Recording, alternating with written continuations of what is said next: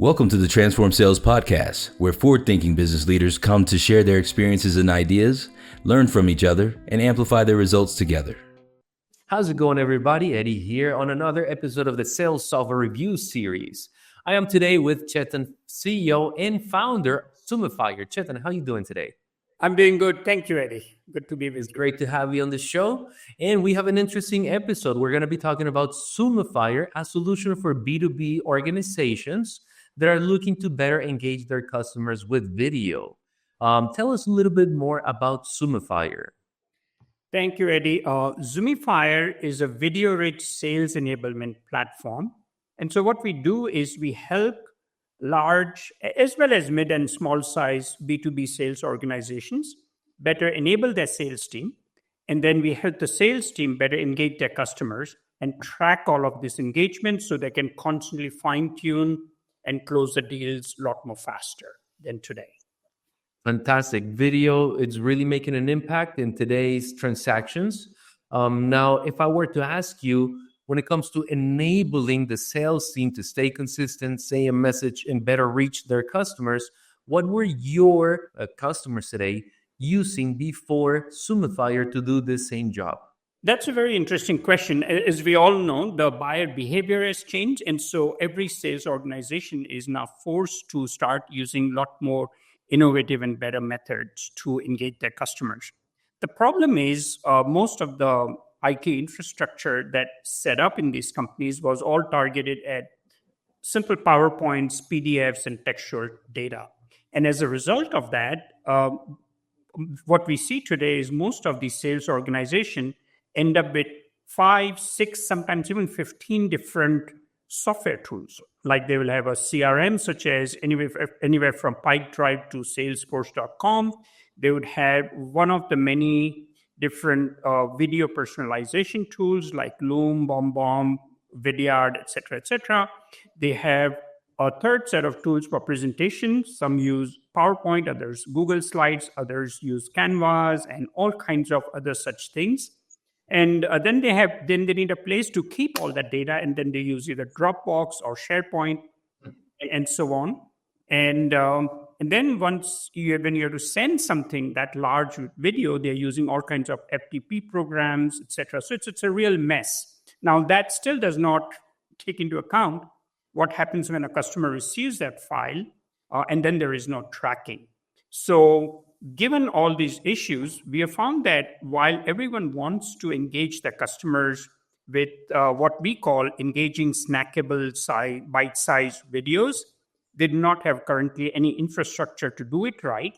And when they buy 10 or 15 tools, it's very expensive, very difficult to manage. And third, most salespeople get confused very easily. What Zoomifier has done as an alternative is provided all of those functionality, everything that I just talked about, in one single platform. And so that's where having a single well-defined interface, good flow of content, and everything in one place brings the entire business organization together. And most importantly, it makes it extremely easy for a salesperson to use it within about 5 to 10 minutes. So I'll give you a very quick overview of how customers use Zoomifier. As we mentioned, it's a video-rich sales enablement solution that really importantly enables, empowers, and motivates the sales teams as well as third-party partners to drive your brand's business. And then later we'll talk about the benefits that accrue as a result of it. The way the solution works and everything that we are showing happens in a single platform is you can take your existing PowerPoints and PDFs and then personalize it. So what that means is instead of sending some PDFs that are difficult to read and take half an hour, 45 minutes to read, and no one wants to read that, you can now send a 2 or 3 minute video, edit it, and send it out.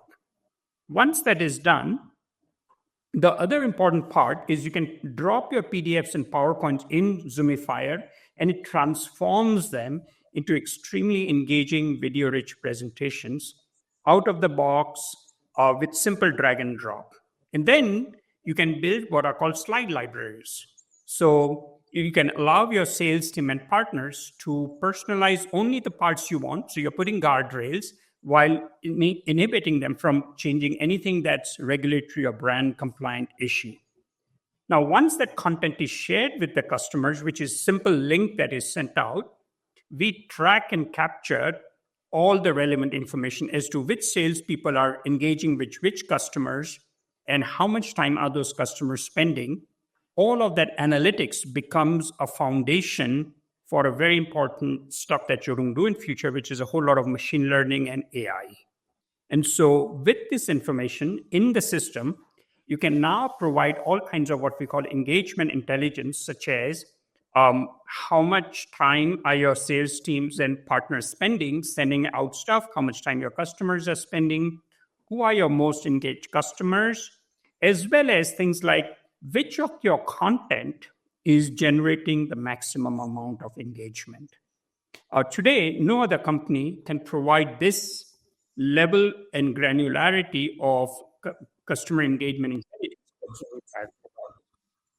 And so that is a high-level overview of what we do. That's incredible, Chet, and something that really stands out when it comes to the difference with other video tools, or what people think of these days when it comes to video tools, is that you tend to think of video tools as net new content creation. And what you just showed us is, hey, use your existing assets, bring them to the platform, and you have options to A, give them life or a second life with video. Yes. Or B, give them context, summarize them with video, leverage the power of video, but also leverage the power of your existing content, not necessarily having to always create from scratch. And I bet you do have the option to record fresh new videos just by doing a screen share. But it's another way of, again, respinning or giving that second life to your content, and ideally pick your best performing content and give them that extra oomph, send it on a campaign, and see the results. Right. Wow, Eddie, you did such a great job. A lot better than the way we say it. Would you like to work for us? You got it. You got it. Yeah. Excellent, excellent. Now, let me ask you another question. What would you say are the tasks, deliverables, or people involved in setting up Zoomifier, and how long will it take an average company? We're talking about most of your, even though you can serve a different range of customers, I can see how this platform really helps larger companies that may want to try to do these enterprise type of interactions that have a big repository of content, because that's where the power of leveraging existing things are.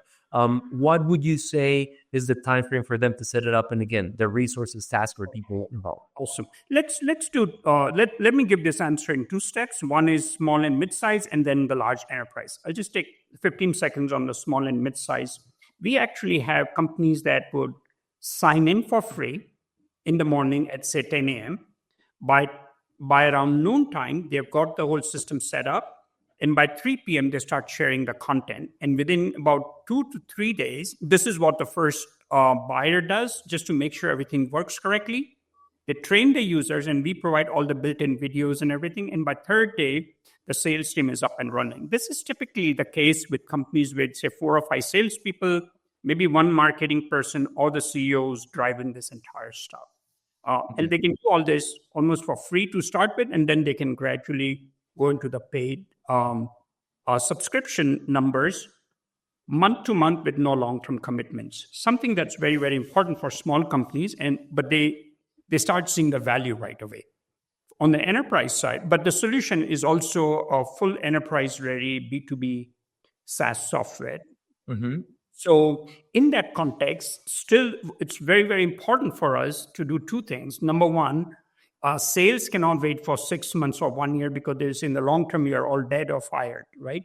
So we have to get that entire organization up and running to start engaging the customers right away. And then we can backtrack to do more improvisations. So even at very, very large organizations, and I'm talking about large media organizations, large insurance companies, and all kinds, large universities, every one of those kind of types, we automatically ingest all of the information. So within a couple of hours, you can have the entire library of everything that was scattered all over in one place. They can take existing PowerPoints, import it, and voila, it becomes these engaging, video-rich presentations. And so the setup is literally within a day or two. It's actually more time to just help them define all their policies, access rights, how to organize content, but then it's up and running. Then comes the next thing, which is we have absolutely made sure that the solution is so intuitive for the salesperson that the salesperson does not have to spend more than 10 minutes. And if people used to spend 2 hours, 1 hour, 30 minutes, even 15 minutes is not acceptable by salespeople. You get about 8 to 10 minutes. And the way we use those 10 minutes is not in one day, but we start with a 2-minute thing that gets them started. And then after a few days, and once they've started using it, we show them another 3-minute thing. And then the last 5-minute video, that's the advanced thing of how to do it even better. So one of the characteristics of Zoomifier is immensely rapid user adoption. While companies spend immense amount of money and effort trying to buy all these fancy software and then work forever to get user adoption, we do it the opposite. We get them in with very little commitment from their side, demonstrate the value, show the user adoption, show immense amount of customer engagement, all of which is measured in the system. And that's how we grow our business. This is a funded, organically growing organization. Excellent. Now, I wanna double click on this specific question. You mentioned that there seems to be a free trial or a trial that they can test before they go into a paid plan. And you mentioned that user adoption is something key, which I agreed 100%. But a lot of the times I've seen that most of the buyer remorse may not come necessarily from the platform itself or the bugs that it may have or the issues or the use case, but rather from the support that the company enabled or lack of, right? Support channels enabled. Sometimes people get tired of Salesforce just because it's hard to implement it. There is no direct support. So when it comes to this, why don't you talk to us, Chetan, please, about the support channels that you have enabled for the free plans or the trials, and then once they go into a paid plan, what type of channels? If it's chat, what type of chat? Is it web? Is it Slack, etc.? Please describe that. Yeah, no, thank you, Eddie. And this is a very, very important, very good question. And we have been very counterintuitive on this. We do not use any chat software for supporting. We believe this is a worse insult you can throw on a person who just hit a problem, to put a moronic, so-called AI-powered chatbot that doesn't get you anywhere. 100% of our customer support is through human beings, named people. So even at the free level, as soon as someone signs up for free, they get an email from a real person with their photograph and signature saying, hey, thank you for signing up. If you have any issue, talk to me. We sincerely believe that unless we invest in that free user rather than giving them some free system to use forever, we will never generate revenue. And so we have been immensely successful with bringing people in for free and then taking them all the way to proper paid customer, all the way to enterprise, and becoming our brand ambassadors who talk about it. And we do it everywhere. That's one aspect of it. The second very important part is how to ensure that people feel comfortable with the software.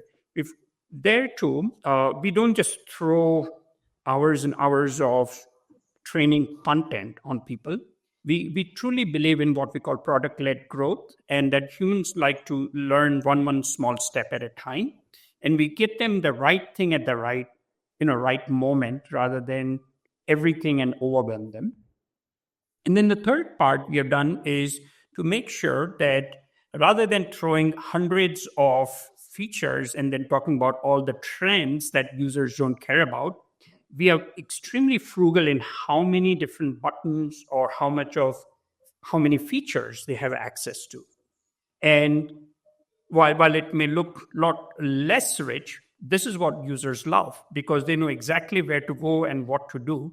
And so most of them build an immense amount of muscle memory, the kind of memory that we have already built for things like PowerPoint and stuff. And that's what we focus on.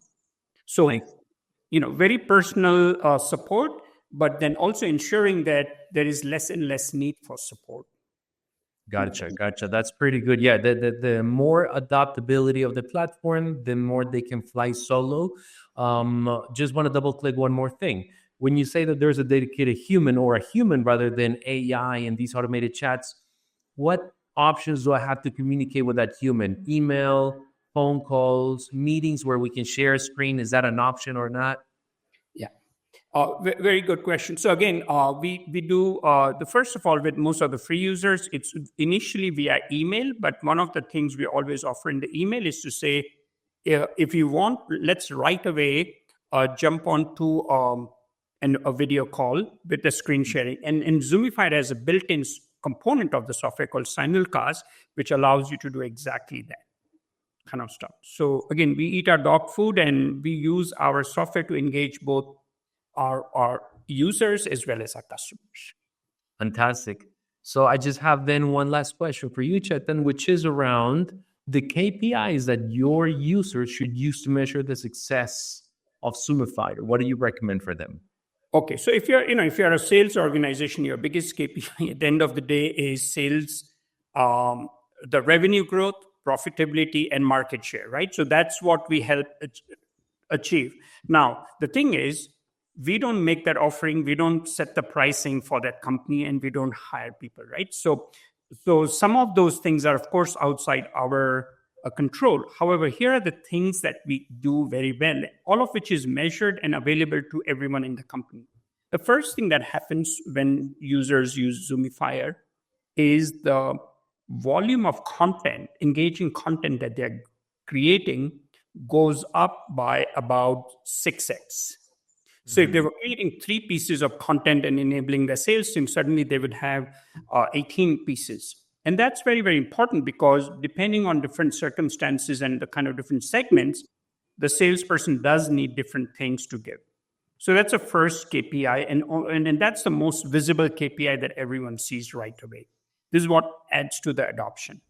The second very important thing is once Zoomifier is in place, the sales teams have been found to share 8 times more content with their customers. So rather than just insisting on meeting and the customer saying, well, I'm not ready to meet yet, they would start sharing content and engaging and nurturing the customer before they are ready to meet. And so that 8x increase of content actually results in a lot more efficient selling, less travel, less time of the sales team. So you get a lot more effective and high-performing salesperson. And then comes a third part, which is the most maximum thing we can do, which is because of more content and a lot more sharing, within a year, at very large organizations, now I'm talking about, the total customer engagement increases by 3 times more. And we could benchmark that at the beginning of the year and at the end of the year. If they were spending, say, 1,000 hours of customer engagement with their content, with Zoomify, it goes up to about 3,000. All these numbers, the 6x, 8x, and 3x that I just talked about, are all actually measured in the system and completely verifiable by the customer. So very tangible and achieved APIs. So it's incredible. So you can first take their useful pieces and multiply them, kind of like repurpose them, then have more value deposits for every interaction, which will increase ultimately the engagements, and all of that is visible through the platform itself. That's correct.